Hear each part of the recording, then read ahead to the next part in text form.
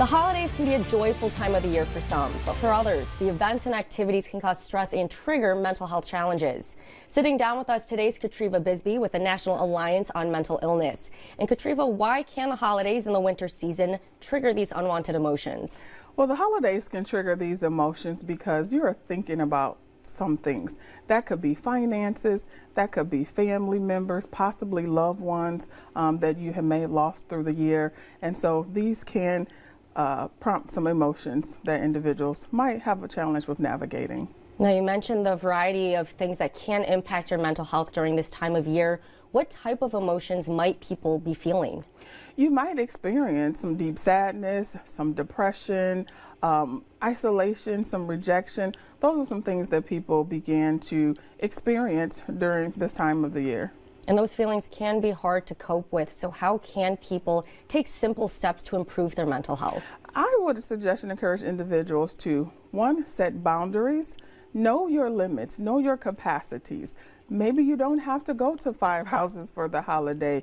Maybe this year it's not the proper time to go and sit with your family. So you just have to know what your capacity is.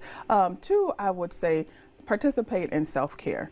Mostly we know, going and doing things that make us feel good and better. But how do you do that as it relates to your mental, right? First, you got to know where you are. Is it a physical thing? Is it emotional? Is it spiritual? Figure out what it is, and then that way that will help you to determine what it is that you need to address as well. I like how you said setting boundaries, saying no, and giving yourself your own time for that self-care and just being able to sit with your emotions. How can your body alert you to those different unwanted emotions? Yes, you may experience some digestion issues. You may begin to have some high anxiety, and that can go over into panic attacks, some fast breathing, some sweats and things of the such. And so yes, definitely saying no and being in tune with your body is very important, and not feeling bad for saying no. Give yourself grace and know that no is a complete sentence. I like how you said that. Yes. No is no, and that's all it has to be. Yes. No need to explain yourself. Absolutely. No explanation is needed. I like that. Now, when is it time to seek that professional help beyond taking care of yourself? When do you want to have an expert? It is nowadays, we are talking about this more, and we are trying to eliminate the stigma. So it's not odd or awkward for anyone to talk about therapy or going to see a therapist. And so when you are trying to navigate and it is impacting your daily life and your daily actions, you can't get up out of bed. It's hard. It's a struggle. It begins to impact you going to work and even interaction with your families.